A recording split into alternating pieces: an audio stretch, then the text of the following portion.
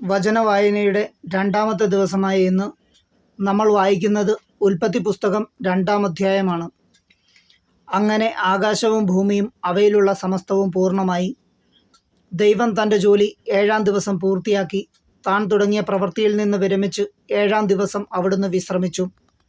സൃഷ്ടികർമ്മം പൂർത്തിയാക്കി തൻ്റെ പ്രവൃത്തികളിൽ നിന്ന് വിരമിച്ച് വിശ്രമിച്ച 7-ാം ദിവസത്തെ ദൈവം അനുഗ്രഹിച്ച് വിശുദ്ധമാക്കി. ഇതാണ് ആകാശത്തിൻ്റെയും ഭൂമിയുടെയും ഉൽപ്പത്തി ചരിത്രം. ഏദേൻ തോട്ടം. ദൈവമായ കർത്താവ് ആകാശവും ഭൂമിയും സൃഷ്ടിച്ച നാളിൽ ഭൂമിയിൽ പുല്ലോ ചെടിയോ മുളച്ചിരുന്നില്ല. കാരണം അവിടുന്ന് ഭൂമിയിൽ മഴ പെയ്ച്ചിരുന്നില്ല. കൃഷി ചെയ്യുവാൻ മനുഷ്യനുമുണ്ടായിരുന്നില്ല. എന്നാൽ ഭൂമിയിൽ നിന്ന് ഒരു മൂടൽമഞ്ഞ് ഉയർന്ന് ഭൂതലമെല്ലാം നനച്ചു. ദൈവമായ കർത്താവ് ഭൂമിയിലെ പൂഴി കൊണ്ട് മനുഷ്യനെ രൂപപ്പെടുത്തുകയും ജീവൻ്റെ ശ്വാസം അവൻ്റെ നാസാരന്ധ്രങ്ങളിലേക്ക് നിശ്വസിക്കുകയും ചെയ്തു. അങ്ങനെ മനുഷ്യൻ ജീവനുള്ളവനായി തീർന്നു. അവിടുന്ന് കിഴക്ക് ഏദനിൽ ഒരു തോട്ടമുണ്ടാക്കി താൻ രൂപം കൊടുത്ത മനുഷ്യനെ അവിടെ താമസിപ്പിച്ചു. കാഴ്ചയ്ക്ക് കൗതുകവും ഭക്ഷിക്കുവാൻ സാധ്യവുമുള്ള പഴങ്ങൾ കായ്ക്കുന്ന എല്ലാത്തരം വൃക്ഷങ്ങളും അവിടെ നിന്ന് മണ്ണിൽ നിന്ന് പുറപ്പെടുവിച്ചു. ജീവൻ്റെ വൃക്ഷവും നന്മ തിന്മകളെക്കുറിച്ചുള്ള അറിവിൻ്റെ വൃക്ഷവും തോട്ടത്തിൻ്റെ നടുവിൽ അവിടുന്ന് വളർത്തി. തോട്ടം നനയ്ക്കുവാൻ ഏദനിൽ നിന്ന് ഒരു നദി പുറപ്പെട്ടു. അവിടെ വെച്ച് അത് 4 കൈവഴികളായി പിരിഞ്ഞു. ഒന്നാമത്തേത് പേര് പിഷോൺ. അത് സ്വർണത്തിൻ്റെ നാടായ ഹവില മുഴുവൻ ചുറ്റി ഒഴുകുന്നു. ആ നാട്ടിലെ സ്വർണം മേൽത്തരമാണ്.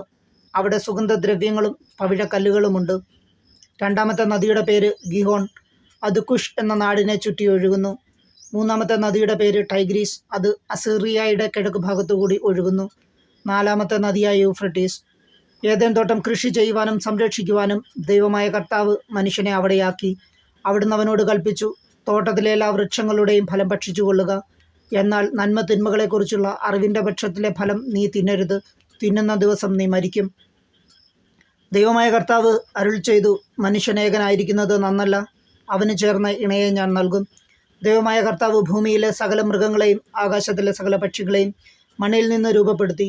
അവയ്ക്ക് മനുഷ്യൻ എന്തു പേരിടുമെന്ന് അറിയുവാൻ അവിടുന്ന് അവയെ അവൻ്റെ മുമ്പിൽ കൊണ്ടുവന്നു. മനുഷ്യൻ വിളിച്ചത് അവയ്ക്ക് പേരായിത്തീർന്നു. എല്ലാ കന്നുകാലികൾക്കും ആകാശത്തിലെ പറവകൾക്കും വയലിലെ മൃഗങ്ങൾക്കും അവൻ പേരിട്ടു. എന്നാൽ തനിക്കിണങ്ങിയ തുണയെ കണ്ടില്ല. അതുകൊണ്ട് ദൈവമായ കർത്താവ് മനുഷ്യനെ ഗാഢനിദ്രയിലാഴ്ത്തി. ഉറങ്ങിക്കിടന്ന അവൻ്റെ വാരിയെല്ലുകളിലൊന്ന് എടുത്തതിനു ശേഷം അവിടെ മാംസം കൊണ്ട് മൂടി. മനുഷ്യനിൽ നിന്ന് എടുത്ത വാരിയെല്ലുകൊണ്ട് അവിടുന്ന് ഒരു സ്ത്രീക്ക്